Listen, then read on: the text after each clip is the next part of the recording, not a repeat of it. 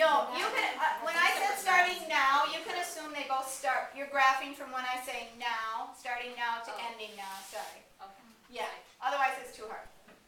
But starting in different positions at the same time.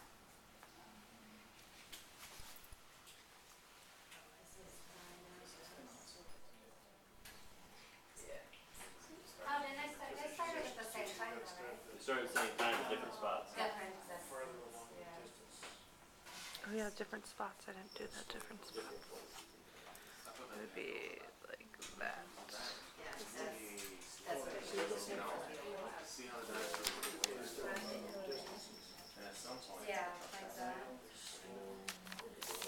Except mine, this should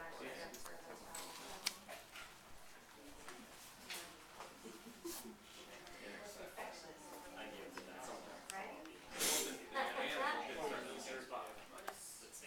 I just make sure I get it right the first time. Do they give me a good time frame when they can? Ready? They give a time Let's frame. see, I might give it actually. Tell me if I'm wrong. I could get on my What do you think? I thought the dino was a step. Yeah, would it be? Oh, okay. I kept it out. step ahead of me. Right, step ahead of me, exactly.